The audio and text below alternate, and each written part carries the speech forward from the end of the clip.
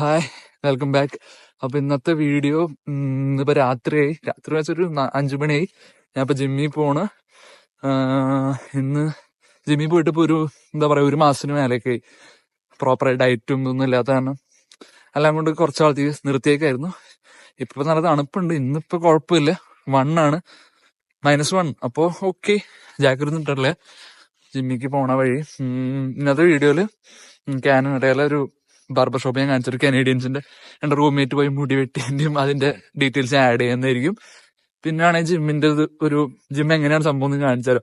Gym ഇപ്പൊ എല്ലാവരും കണ്ടിട്ടുള്ളതാണ്, എന്നാലും ഇത് കാനഡയിലെ ജിമ്മാണല്ലോ, സോ അത് കാണിക്കാം.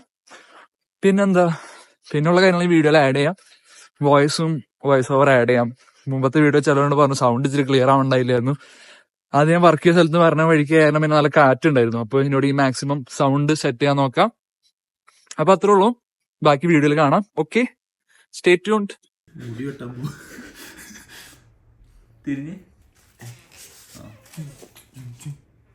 കറന്റ്ലി അപ്പൊ ഇതാണ് മുടിയുടെ കോലം. ഇത്ര ലെങ്ത് ആയി. അപ്പൊ ഫ്രണ്ടൊക്കെ ഇത്തിരി കുറച്ച് ഒന്ന് ഷേപ്പ് ചെയ്ത് ഒരു വൂൾഫ് കട്ട് ആ സ്റ്റൈലാക്കാനാണ്. ഞങ്ങളപ്പോ അവിടെ നിന്ന് ഇറങ്ങി കുറച്ച് ദൂരമുള്ളൂ, തൊട്ടടുത്തുള്ളതാണ് ഈ ചോപ്ഡ് ആൻഡ് ഫേഡഡ്. ഇതാണ് നമ്മുടെ മുടിവെട്ട് കട. ഇത് കാരണം നടക്കാനുള്ള ദൂരമുള്ളൂ.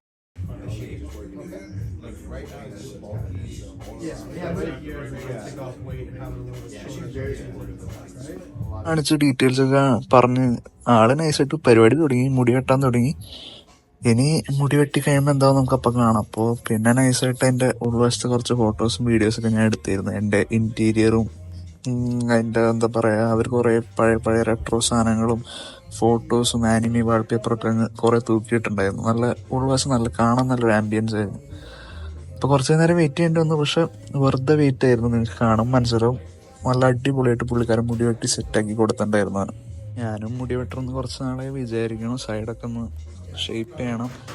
അപ്പോൾ ഈ മുടി വെട്ടി കഴിഞ്ഞിട്ട് ഇവിടെ എങ്ങനെയുണ്ടെന്ന് നോക്കിയിട്ട് വെട്ടാന്നുള്ള പ്ലാനിലായിരുന്നു. പക്ഷെ ഇപ്പം ഏറെക്കുറെ ഞാൻ ഇവിടെ തന്നെ ആയിരിക്കും വെട്ടാൻ ചാൻസ്. അപ്പോൾ പുള്ളിയുടെ ലാസ്റ്റ് ഏറെക്കുറെ തീരുമാനമൊക്കെ ആയി കഴിഞ്ഞു, വെട്ടി കഴിഞ്ഞു. സൈഡിൽ നിന്നുള്ള ആംഗിൾ എന്നുള്ള വ്യൂ ഇതാണ്. ഫൈനൽ ഔട്ട്പുട്ട് നമുക്ക് കാണാം. ഓക്കെ, ഇത്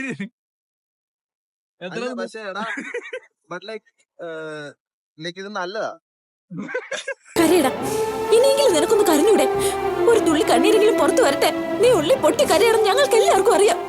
ഇവിടെ ഇച്ചിരൂടെ ലെങ്ത് വേണമായിരുന്നു. എത്ര ഡോളറിന് വെട്ടിയെന്ന്?